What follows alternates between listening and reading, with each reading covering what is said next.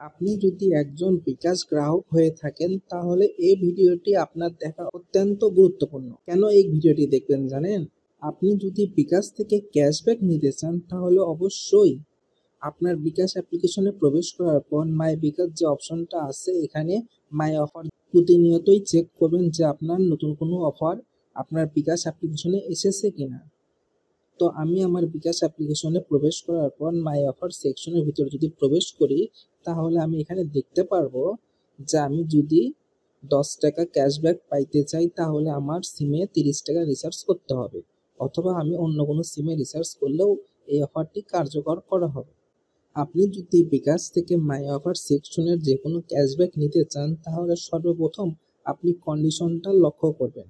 এখানে কন্ডিশনে লেখা আছে 30 টাকা মোবাইল রিচার্জ করতে হবে তাহলে আপনি ক্যাশব্যাক পাবেন, তবে এটা আপনার একটা নির্দিষ্ট সময়ের ভিতরে করতে হবে। এখানে দেখেন এক্সপায়ার ডেট দেওয়া আছে 11টা 59 PM 7 তারিখ মার্চ মাসের।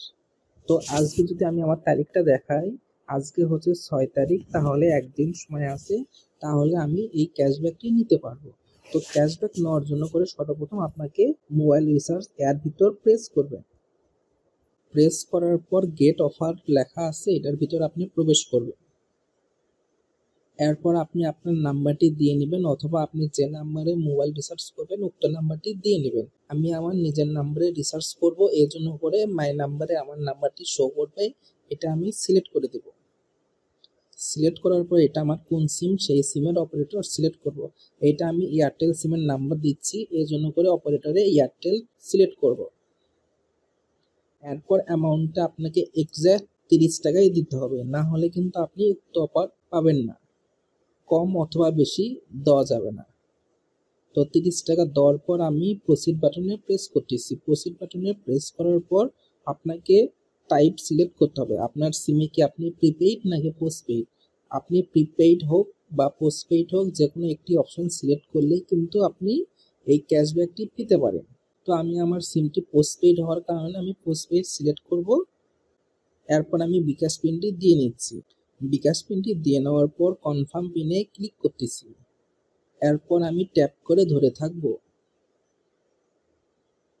বিকাশ থেকে আমার 30 টাকা কেটে নিল। এবার আমি যদি ব্যাক টু হোমে ক্লিক করি তাহলে দেখবেন উপরে লেখা আসলো ক্যাশব্যাক। আমার কিন্তু ক্যাশব্যাক চলে আসলো।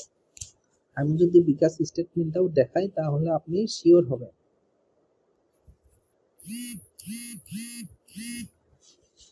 এখানে দেখেন মোবাইল রিচার্জ সময় দেখেন 7টা 40 PM 6 তারিখ মার্চ মাসে 30 টাকা মাইনাস হয়েছে। এরপর আমাকে ক্যাশব্যাক এসেছে 10 টাকা, এটা 7টা 40 PM এই সেম তারিখে। আমি যদি আমার সিমের মেসেজটাও চেক করি তাহলে আপনি বুঝতে পারবেন যে আমাকে ক্যাশব্যাক ইনস্ট্যান্ট দিল কিনা। দেখেন সর্বপ্রথম বিকাশ থেকে ক্যাশব্যাকের একটা নোটিফিকেশন চলে এসেছে, এটা আমি ক্লিয়ার করে দিচ্ছি। মোবাইল রিচার্জেরটাও ক্লিয়ার করতেছি। আর আমার সিমে ব্যালেন্স এসেছে এটাও আমি দেখাচ্ছি।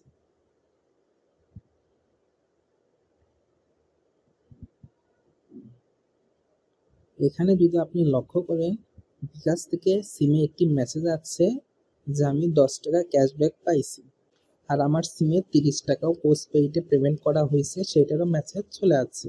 তো আপনি এইভাবে খুব সহজে বিকাশের মাই অফার সেকশন থেকে আপনি আপনার অফার চলাকালীন সময়ে ক্যাশব্যাকটি নিয়ে নিতে পারবেন। এবার যদি আমি বিকাশ অ্যাপ্লিকেশন ওপেন করার পর মাই অফার সেকশনের ভিতর প্রবেশ করি তাহলে আপনারা দেখতে পারবেন, দেখেন সবার শেষে 10 টাকা যে ক্যাশব্যাকটি আমি পাবো 30 টাকা রিচার্জে, এটা অফার অ্যাভেল করা হয়েছে। এই অফারটি আমি নিয়ে নিছি, এটা আর নিতে পারবো না, এটা একবারই নেওয়া যায়। তো আপনারা এইভাবে খুব সহজে আপনার বিকাশে থাকা চলমান অফারগুলো নিয়ে নিতে পারবেন। তো আজকের ভিডিওটি এখানেই শেষ করলাম। ভিডিওটি যদি ভালো লেগে থাকে অবশ্যই একটি লাইক করতে কিন্তু ভুলবেন না। আর আপনি পরবর্তীতে কোন বিষয়ে ভিডিও চান সেটা কমেন্ট বক্সে কমেন্ট করে জানাবেন। আর আপনি যদি এখনো এই চ্যানেলে সাবস্ক্রাইব না করে থাকেন তাহলে অবশ্যই কিন্তু সাবস্ক্রাইব বাটনে প্রেস করে দিবেন। Thank you for watching this video.